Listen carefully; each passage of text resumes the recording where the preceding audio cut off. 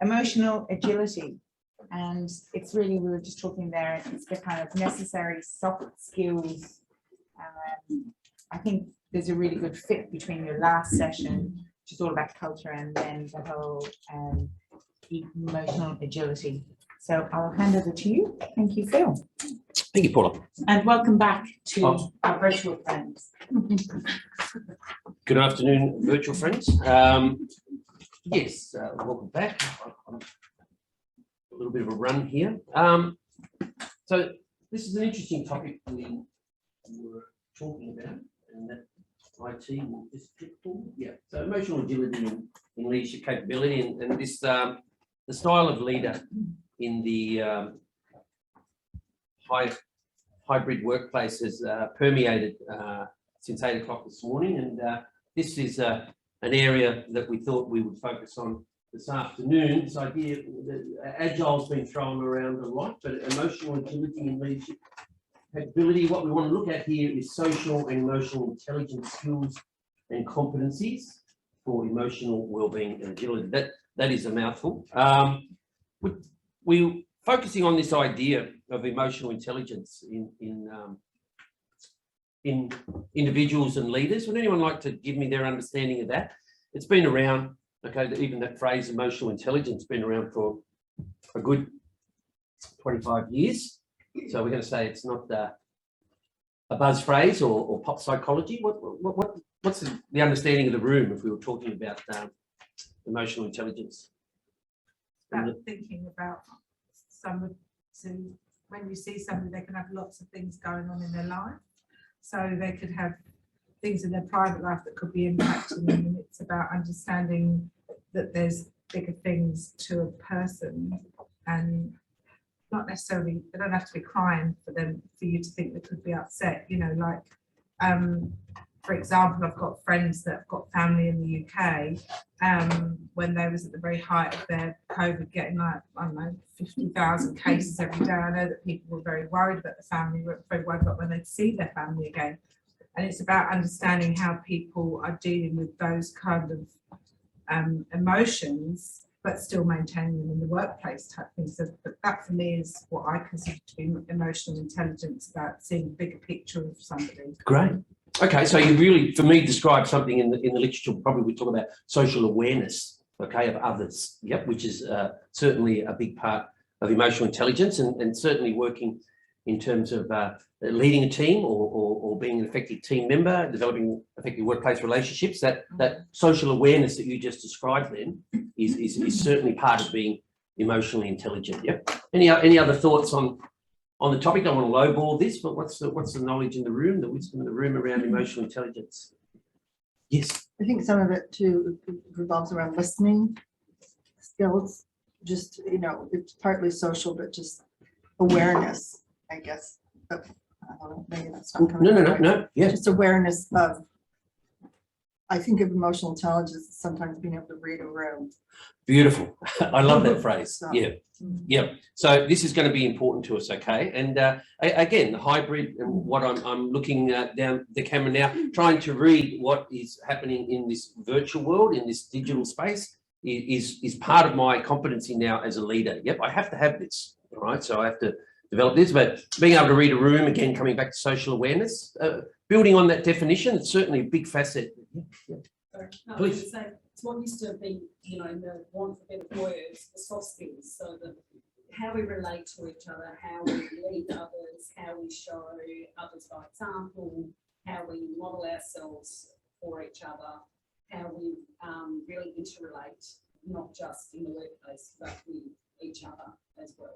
Great, and thank you for that. And that phrase has been around, the soft skills, but they are the hardest skills of all. And I guess this has been sitting overarching today, yep, in a lot of the conversations. And that was always what it was meant. The soft skills, the people skills, okay? I'm quoting the guru, the academic guru of emotional intelligence, which is Daniel Goleman. Who is Daniel Goleman? Some of you would know. He wrote the book Emotional Intelligence in 1995. It was a New York Times bestseller. Yep. He's an academic, but he pulled together all the research leading up to 95. He's a journalist too, and he pulled it all together and put it in a very accessible form. And as I said, it became a New York Times bestseller. And that's where that phrase emotional intelligence entered mainstream vocabulary. Yep. So it's a very 90s idea. Anyone want to continue to build on that? So it's soft skills, social awareness, anything else you want to give me? Yes. Being aware of how you communicate on it and the messages that you communicate, the impact that will have on an individual. Fantastic. Okay, so it's an awareness of my communication capability and also the impact it's going to have on others. Yep. So again, we're coming to that definition of social awareness, and even we're going to talk about things like social management. Yep. Yes. Yep. Manage your emotions.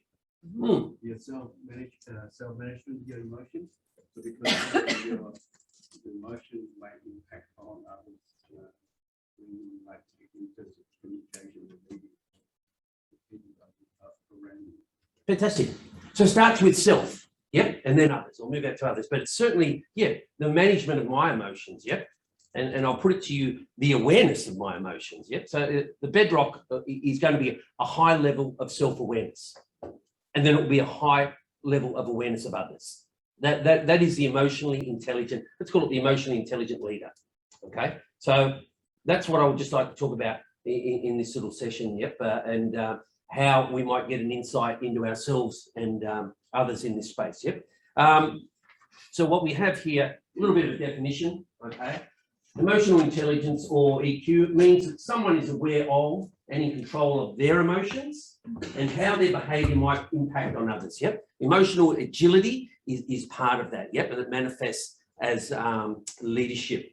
Now, as I said, it's been around for at least 40 years, but it came into the language, as I said, probably 25 years ago. So this is irrefutable now that there are benefits to being emotionally intelligent at the individual, team and organisational level. Yep. It's being taught at Harvard and Stanford. It's just entry level body of knowledge. As I said, it's not pop psychology. It's not buzzwords or management speak. It is really an established science. The data is just valid and robust about whether it's present or not in an individual and team and an organisation. And again, we have leadership programs here at ATI that will allow you to use a diagnostic to get a read on yourself and your team if you like. So we'll just speak briefly about that tool in a moment, but it is a robust science, and that's what's really important. Yep, it's not black magic, but it's important that we respect that fact. And it's an interesting concept. A guy called Howard Gardner back in 1983, he recognised about 8 standalone intelligences, which is quite interesting. Yep. So we always talk about the IQ. Can anyone remember the person that came first in year 12 at your school, the ducks? Where are they now? Where's the ducks at your school?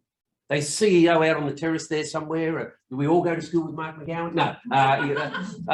Are they leaders and highly successful people? There's a few people go, no, where did the brains go? Where did that gig go? Well, they had the high IQ.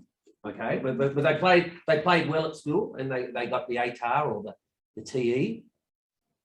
It's interesting though, isn't it? That you probably don't, because they had the IQ, you thought they were going places. But the research of Goldman and everything, it's not about IQ.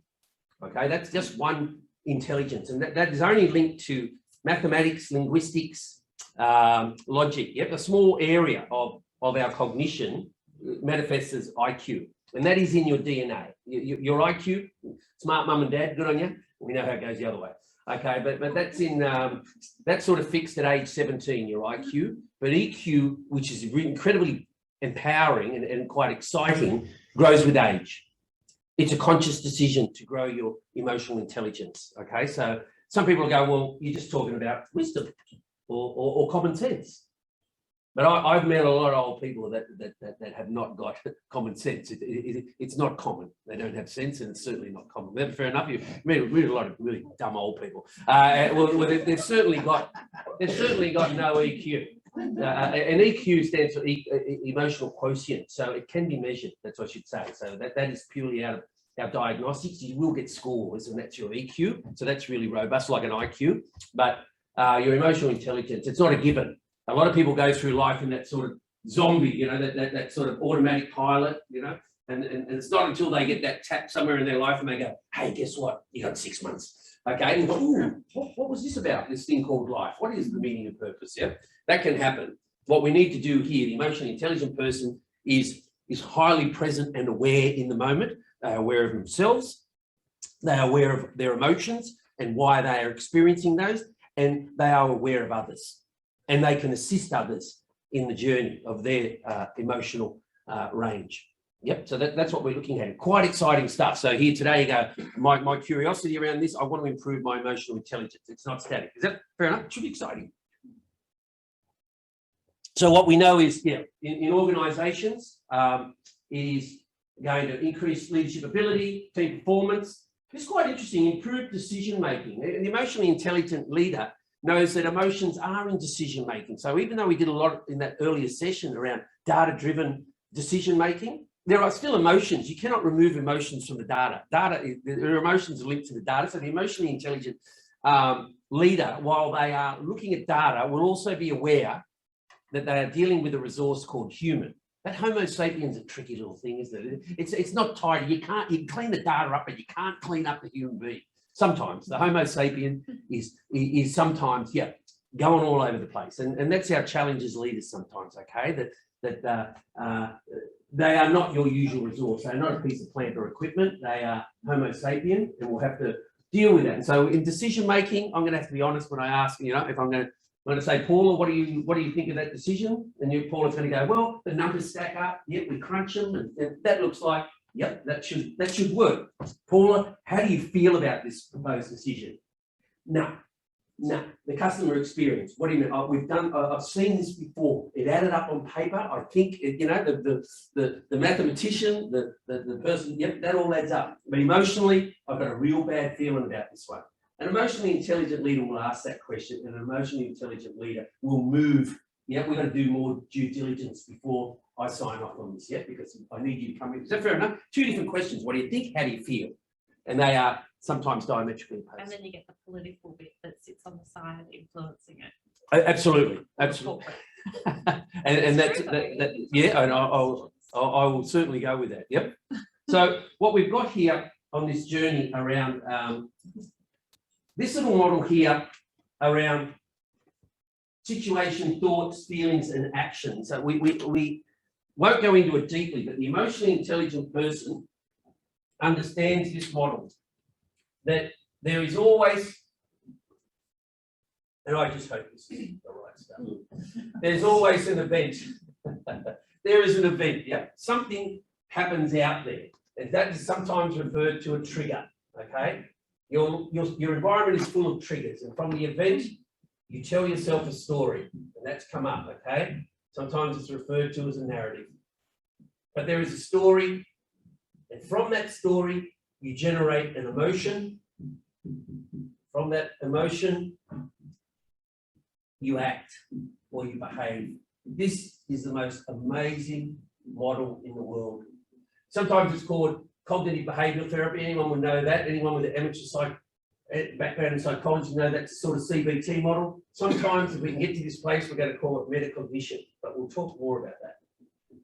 But what I just want you to do sitting there and understanding what the emotionally intelligent person does, this agile leader, you understand, firstly, this model in the sense that what are your triggers? What are your triggers? Your whole life could be investigated there, because from whatever happens there turns into your story. And I need you stick around this afternoon, we look at that mindfulness. You need to find a pause button between stimulus and response. There is a pause button. And I promise you, all self-awareness begins in this space. All of your growth, all of your opportunity is going to happen here. Just put that out there because it's really important that you're going to start to find that space. Shakespeare said, nothing is good or bad, but thinking makes it so. That's why we find Shakespeare so interesting. 400 years ago, he said that. Modern psychology is just catching up with that. Just catching up with it now. And that's why we keep going back to the Bard and going, wow, you're onto something. Anything that's happening in the environment is neutral, but your story will filter it, yeah?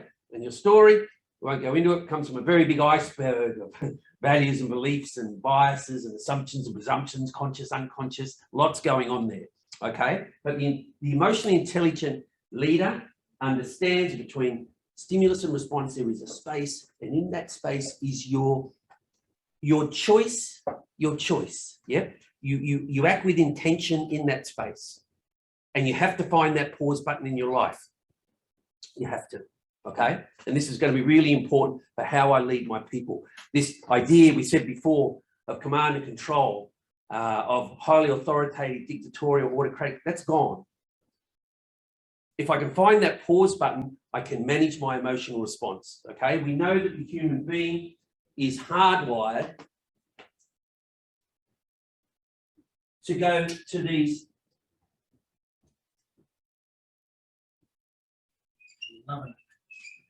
fight, flight or freeze responses.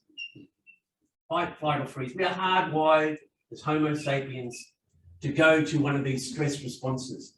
The emotionally intelligent leader, the agile leader, knows how to push the pause button and stop that happening. Is that fair enough? I would put it to you that here in my hybrid world or face-to-face, my conversations, if they can occur in here, they are safe. All my conversations about crucial conversations, difficult conversations. If I am triggered to a fight, flight, or freeze response, the relationship breaks down. Is that fair enough? The emotionally intelligent leader knows where the pause button is. I analyze my story, I challenge it, I change it, and therefore I change my emotional response. So initially I feel anger, but I can actually stop in real time and have a look at the voice in my head, challenge my story, and move that red hot anger to perhaps mild concern. You can do that, okay? That's what we want to have a look at. Okay, so we know that low emotional intelligence will spin you into any number of unproductive and unhelpful behaviours in terms of workplace relations. Is that fair enough? Complete disengagement, apathy, being completely overwhelmed, okay? Sheer frustration. These are all, how are you feeling? I'm feeling frustrated, and it manifests as behaviour, okay? Any emotion will manifest as behaviour. And I've also put down verbally what comes out of your mouth is behaviour, yep? It blurts out, you take your foot out of your mouth, 2 minutes later, the relationship is destroyed, okay? And again, as we said before, the hybrid workplace will accentuate this sort of behaviour, okay? You've got nowhere to hide, nowhere to run. So we need to get on top of this and become more emotionally intelligent. And it is this whole world of neuroplasticity. And what I put up there, this ability, as I said, I want to talk more about it, or we will talk more about it under mindfulness. You have to have a strategy there.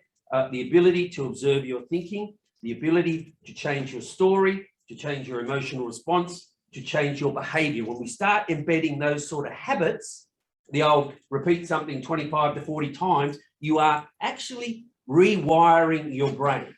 The neuroscience on what we're talking about here, emotional intelligence, is amazing. It is amazing, but it's so validated. Yep, they have done so much research on this that neuroplasticity, rewiring your brain, is so doable. But the first thing is to understand your triggers and finding new ways to respond to them. Is that fair enough? Yes. What does burnout do to your emotional intelligence though? Because you could be an emotionally intelligent person and you're burnt out and you're going to do all of those things. Burnout, if you're constantly going to a stress response, yep, you are frazzled, and it will be a recuperative way back. So if you define yourself as burnout, yeah, you're going to go R&R. It's complete rest. It's dropping workloads. As I said, we talked about this and touched on this morning around mental health. Yeah, but as a team leader or a colleague, you're not a psychotherapist. You're not a professional psychologist or counsellor, and we've got to know when to pull out and hand over to the employee assistance program. Yep. So that's really important that you know the line there. I can only go so far in here. And depression can be real and it needs a medical response. Yep, it's not just me saying toughen up or change your story. Yep, so we've got to respect that, and I do. So yeah, burnout is calling it, acknowledging that that's the state you're in, and then a lot of compassionate self-love and recuperation is what I would say there. Yep, but we can certainly see we can put an intervention in before we get to that point. Yep. Yeah. So this is, we need to have what we're looking at here is a report that might flag a possibility of someone about to burn out. Yep. So obviously, as an emotionally intelligent person, I look for the possibility of burnout within myself. I'm very attuned to myself. And as I said, we'll have a little look around that in a moment with a little later in the session when we look at mindfulness and strategies to manage stress. Okay, the emotionally intelligent person on any competency can manage stress well, and they are resilient. And I'll just have a look at this. This social and emotional intelligence profile we use at ADI is robust. It's based on Daniel Goleman's research. Yep. So what Goleman did, as I said, he's defined 4 quadrants of. I'll show you what they are. Okay. So out of Goleman's model, he talks about self-awareness and self-management. Again, those standalone competencies. There's intrapersonal, which is the look within, which is the growth of self-awareness, and interpersonal, which is out. Yeah. So you've got an inward movement here of self-awareness and self-management, then moving out to others. Yeah. I get my house in order and then I can give to others. Okay. So, and that is social awareness and relationship management. We talked about that in the original definition, but there are 26 standalone units of competency there. I think you can tell by the titles what some of them are about. Yeah. But looking at that right now, you do an audit against yourself. You'll be able to do this when you do the profile and you go, hey, what are my strengths? Where are my weaknesses? Yeah, in the vocabulary we use. What are my strengths? Where are my vulnerabilities or cautionary? Yep, real areas of concern where I'm rating myself low, or I can get others to rate me in this space too on a 360. Yep, but as I said, we can put a metric on it, and so obviously, going through those definitions, having a look there, as I said, you should be able to put a mud map definition on them, and that's what you'll be scoring against. But as I said before, you have emotional self-awareness and an accurate self-assessment. I look within, and as I said, I know my strengths and weaknesses, yeah? And from that, I build my self-confidence. The great Greek philosopher Socrates said, you know, the unexamined life is a life not worth living. And that's, a lot of people do not stop, push the pause button and go within. Have a look at that iceberg of values and biases and things like that, and from that work. Yep, but that doesn't happen to a lot of people. They said they go through life as a zombie. I can put some behavioural self-control in place. Yep, I can look at the story. Okay, the trigger, something occurs. You walk into work late. Sorry, not you. Angela, you walk in late. That's the 3rd time this week. You walked in late to the team meeting. That could potentially trigger me to anger, but I can change my story and go, Angela must have something going on in her life to be late 3 times. My emotional response is one of concern, and I approach you in an assertive but not aggressive or offensive way after the meeting and say, hey, can we talk about just a quick one about punctuality? Yep. And find out what's going on. Is that fair enough? But I change my story, I change my emotion, I change my behaviour rather than coming over in a highly aggressive way. Go, what do you think you're doing? Okay, so I've got that behavioural self-control.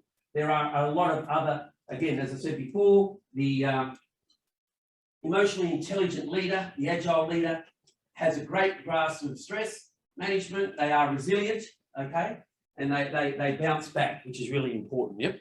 But they can also help others, all right? So we said before, they can read the room, all right? And that's the big platform of the emotionally intelligent leader and colleague, is that they have a high level of empathy, yeah? Empathy, what's the definition of empathy? Empathy? You can feel for the other person. Yeah, okay. Understanding something from someone else's perspective. Putting Yeah. yourself in someone else's. Thank you. Okay, walking by my shoes, I can understand, I can feel what you're feeling. Yeah, big difference, but not sympathy, but empathy. Yeah, there's a difference there, and I think you're probably aware of that. And again, I can help others, I can influence others, manage their stories, their emotional responses and behaviours. So what we're looking at here from this diagnostic is we will build up patterns like this. Okay, so there are your 26 competencies based on Goldman, okay, and then you will respond to a number of statements, and that is going to build up a profile. So I'm just looking there. Actually, I might ask a subject matter expert here. Wendy, would you like to talk to this? You are pretty comfortable with Bob. Yeah. don't know if I'm pretty comfortable with Bob, but. But you can, anyone you like, you can talk, you Interesting, isn't it? can talk to whoever you like. Where do you? I'm going to sit, I'm going to stand over here and listen. Going over there, Yep. okay. All right, so welcome, Bob, to everyone. So this is a profile of Bob. There's a bit of a case study here. And where's the pointer? Here we are. Okay, as you can see, it's divided up into exceptional, strong, average, vulnerable, and cautionary. And as we have a look at Bob's graph coming out against these competencies, we can see that he is exceptional in a number of areas, and particularly he's exceptional here at personal power and achievement drive and resilience, intentionality, which is really just a way of saying when he puts his mind to something, he can follow through with it. And even then, there's quite a number of strengths in here. But then if we drop down to the vulnerabilities, let's have a look at this, behavioral self-control. So we start off here in self-awareness. We're coming up here to, is that the accurate self-assessment? I'm looking sideways. Is that the personal power? It's personal power. So high personal power, now suddenly we drop down to behavioral self-control is low. High personal power, low behavioral self-control. What do you think that might say about someone? I think you might bash the desk a lot. Desk basher. Yeah, why do you say that? Because he obviously gets angry pretty quickly. I don't know what the question was, but it, kind of like, you know, do you get angry a lot? Because he seems Gets to be angry a lot. in Okay. control, but then he's got no behaviour self-control. So obviously he loses it a fair Okay. amount. I Alright. think he holds himself to a really high standard and gets really, really frustrated when other people don't hold themselves to similar standards. Oh, winner, chicken dinner. That's my score. Are you Bob? I was going to say.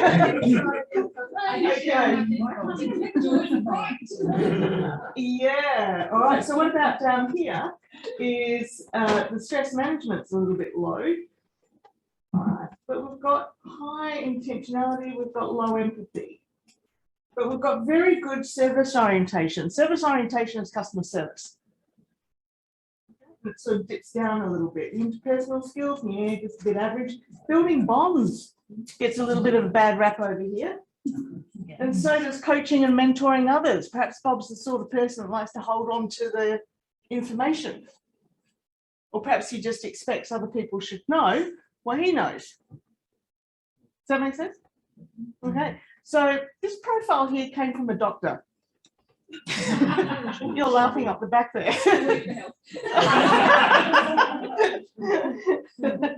So Bob tends to lose his temper a little bit when the nurses don't do the same to his standards and gets very frustrated having to explain every little thing to people. All right, he also holds himself in a high regard, high professional, gets stunning results, but perhaps his patient care isn't as well as what. Perhaps he's a little bit gruff because he might also lose a little bit of patience with his patients who don't follow his advice. Does that make sense? All right. So, pardon? Yeah. Yeah. So it might be, you can get that. You can, I mean, I've seen doctors that, you know, just go here, here's your drugs and not really doing the care, you know. So if this was, if Dr. Bob here had a team, what's the impact do you think that behavior would have on everyone else? You're chewing your computer like the. There was a last slide before, yeah, They'll obey orders nicely, I think. yeah, Yep. yeah, No trouble with Bob. no problem. Don't rock the boat Don't with rock Bob. Bob. Yeah, Pretty low psychological safety. low psychological, can you just talk more about that? So like psychological safety is around feeling safe and empowered enough to make mistakes, have difficult conversations, and tell someone that you don't know what you're doing. Reach out for help. Yeah. I was in hospital a long time ago, and the nurses came in, pulled back the curtains, and we're all fussing around and said, "What's going on?" And he said, "Oh, Dr. X is on the floor." the behavior suddenly changed to get all these things happening quick, smart. So brilliant doctor, but who knows? But Bob doesn't have to be a doctor. Bob could be anybody here. But my question to you is that when we're looking at emotional intelligence at this level and using a profile in this way, what you do is you start looking at the strengths and then thinking creatively about how do you use a particular strength to start working with some of the vulnerabilities. So if we take achievement drive, which is up here, so that's about setting a goal, setting a standard, achieving that as standard. How would we apply that to behavioural self-control? What could Bob do to lift up his, where is it? Over here, behavioural self-control using the achievement drive. You make it a standard for yourself that you're not going to accept below a certain point. You're not going to accept if you fly off the handle. That is not acceptable. It's not part of your behaviour. Therefore, you don't do it because it doesn't match your other criteria about who you are. Yeah, or maybe, yeah, go ahead. Yes. I was just going to say, in healthcare specifically, because that's where I work, there's been a lot of work done with teams working together because doctors do have standard, you know, stereotypical personality types. Physios do, OTs do, nurses do. And when they're working together and learning together, particularly, so clinical reasoning topics where they're actually doing it together, training topics where they're doing it together, case studies where they're talking about their perspective from their profession. And even now, I've got a friend who's a surgeon who sits on the interview for the physios and for the allied health team that's going to work with her, where they specifically ask, how would you challenge me if you didn't agree with me? Yeah. And she wants to hear that someone will challenge her, but she also wants to know that they're going to do it in an appropriate way that's going to elicit a response from her. She doesn't want it done in a way that's going to put her back up, you know, that's going to mean that people, not just her, but the other doctors feel threatened. She wants it done. She wants to know that the team she's working with are emotionally intelligent and have those skill sets to, you know, but it's the same when you're doing clinical reasoning. I taught a topic on that and a class on that was with professional, like a range of professionals. And you'd hear the physio say something and the doctors would go, is that how you think about things? Like, I never saw it from that side. And I think that would go across into other professions as well, not just in healthcare. We don't cross over enough. Yeah. So and integrate. Yeah. So with Bob, you know, being achievement driven, perhaps results focused, sets a goal for himself. Yeah. About managing that behavior. Maybe the goal is I'm going to spend some time with this group. Suspend some judgment, but it's using that goal-based strength of his in order to do it. You know, this could be anybody. It could be an athlete, a high-performing athlete up here. You know, it could be anyone. So that's the idea: is how do we use some of these strengths to build up some of the lower ones down here. Let's have a look at Sue. Did I skip one or Sue? Is there another one? One more. There's Sue and One more. Steve Okay. next. It's not our Steve, by the way. Right, so let's have a look at Sue. So Sue's got an interesting graph here. So let's have a look at her strengths. Is in empathy. She's very strong up here, which is customer service, communication, interpersonal skills, and teamwork and collaboration. So behavioural self-control is kind of okay. And then we're dropping down to some points here where personal power is really low. Personal agility is really low, meaning it's difficult for her to change.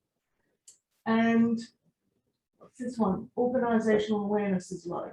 And there's a couple more in here as well. Influencing skills, conflict management, and processing change.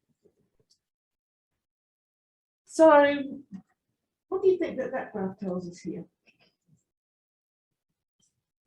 If Sue's low in personal power, what do you think that might look like? Good concentration card. Pardon? Good concentration camp card. A concentration camp. Oh, a concentration camp card, right. Good at being told what to do, but not really a mean one because she's not exercising lots of personal power over people. Sure. So she might be someone that just takes what's going on. Yeah. Nice Okay. and pliable, but not me. Did I see another hand? Yes. I think she is potentially a leader who likes to be liked. Yeah, yeah. And how did you read that into here? Because she's very high on interpersonal skills and empathy, Mhm.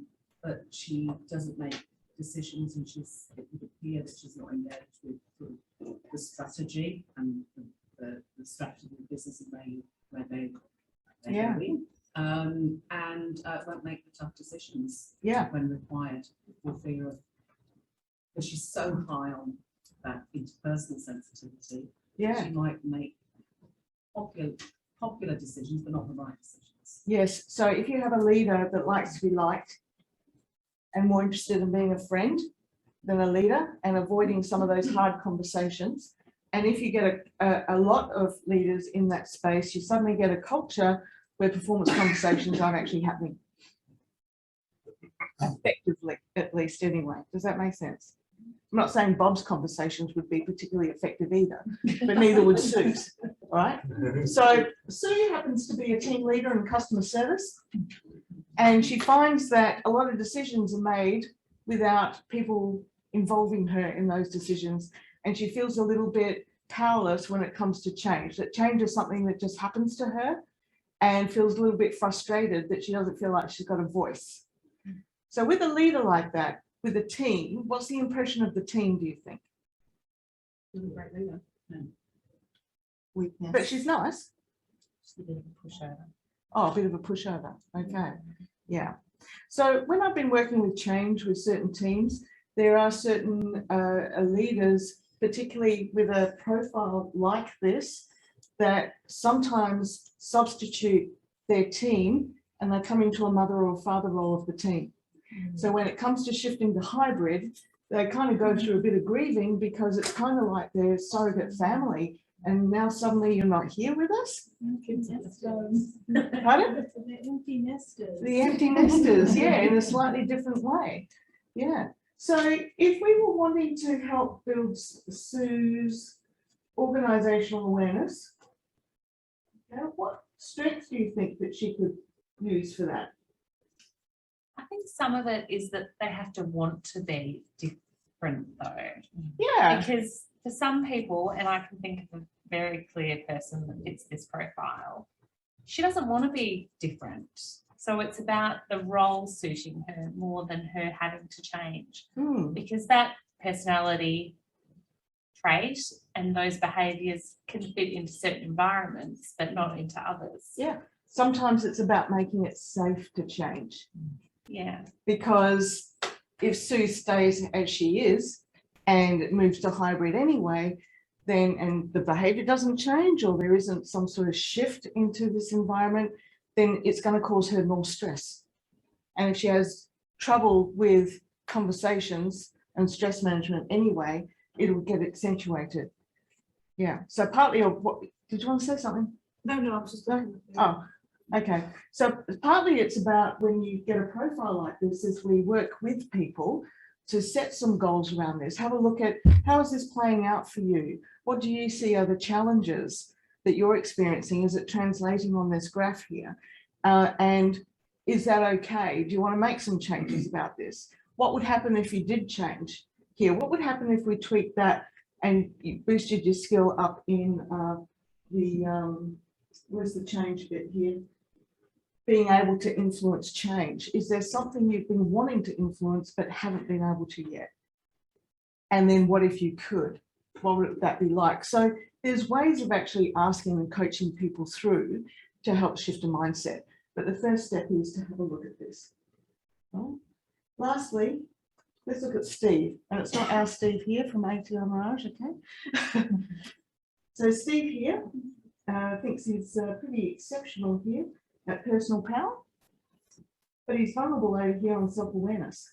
It's just Bob on a bad day. Sorry? It's just Bob on a bad day. Bob on a bad day. Yeah, dual personality becomes Steve one day and Bob on a worse day maybe. Okay, so we've got high here on, what does that say? Integrity. Very high in integrity. Very coming down a little bit more on innovation. High up, and it's going all over the page, because also we read the pattern as to, there's a reason why things come before what they do. So realistically, optimism is low. Then we get high on resilience, we're high on intentionality, and there seems to be all Really low those. on empathy.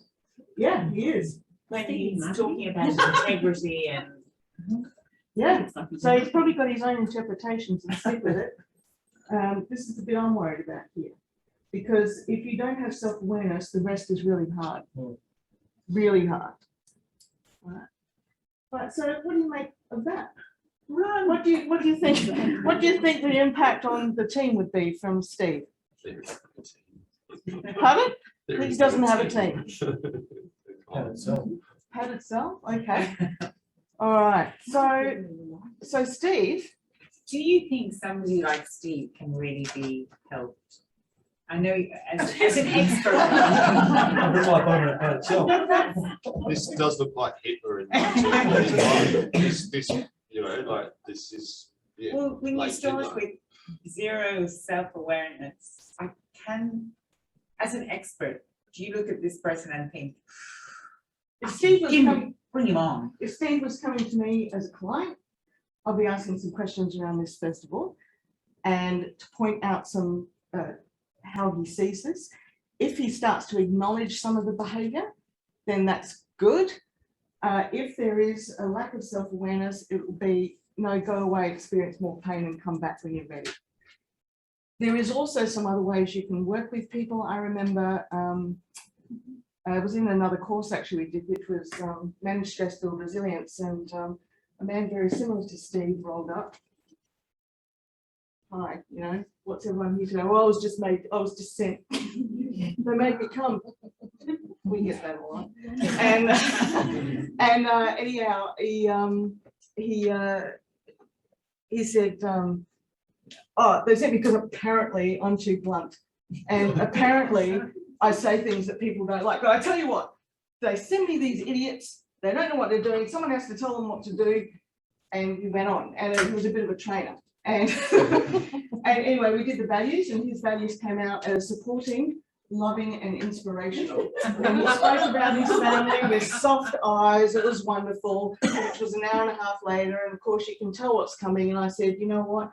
What if you applied those values to your new inductees? Would you behave differently? And his jaw just dropped and went, oh my God.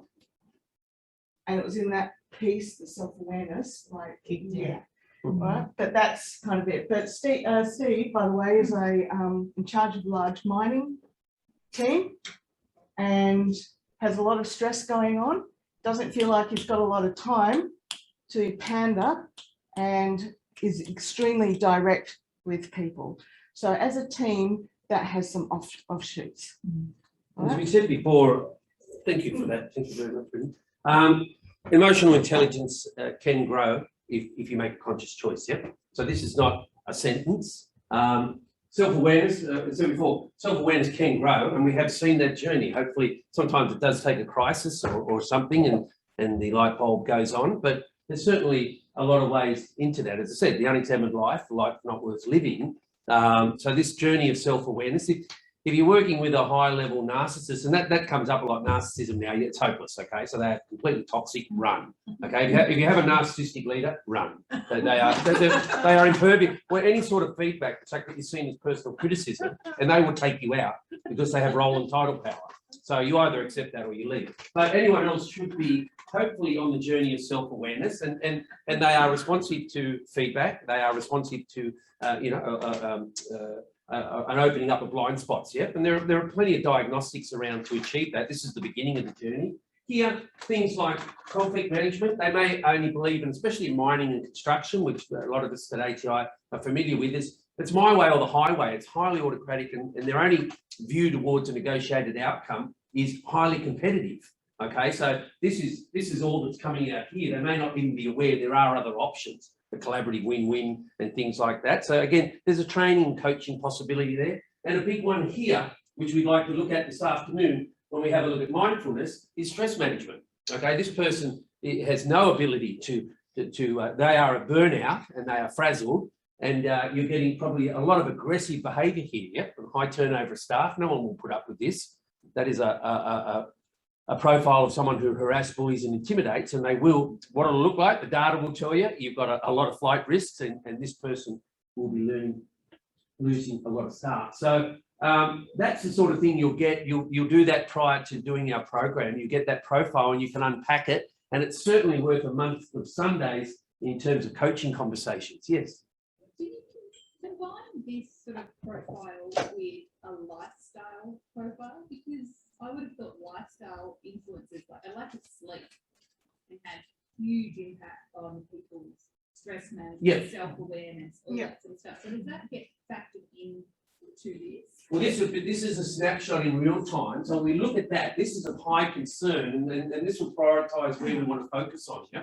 So this would, for me, as a coach, would be such an interesting conversation about, are you getting 8 hours? How's your diet? You know, it's 9 before 9. There's a lot going on in lifestyle there that probably needs to be addressed, and it's as simple as that. Yep, people are not. I think that's one of the biggest conversations, the need for 8 hours sleep. But yeah, that whole managing stress would be around that. So that would be the beginning of the conversation, and then they have to make a conscious choice as to whether they want to improve or not. Yeah. So hopefully that sort of answers that. But certainly, yeah. And that, I said, a diagnostic like this opens up a whole opportunity to have coaching conversations one-on-one with people that might be able to direct there. But we know you can move these if you want to. It's a conscious choice. Yep.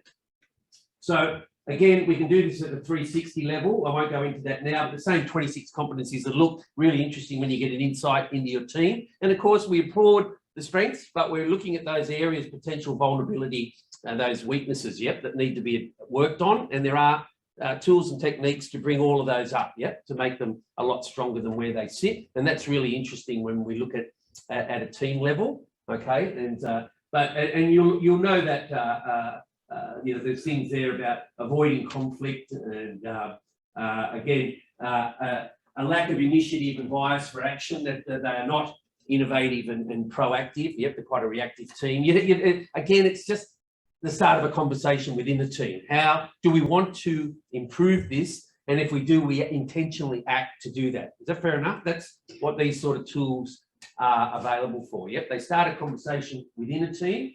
And as I said, what we have here is a number of programs that address that. As I said, we use that profile in emotionally intelligent leaders. We have standalone developing PI courses, and of course professional coaching, and we can use any one of these diagnostics individually to create profiles and debrief with a trained coach.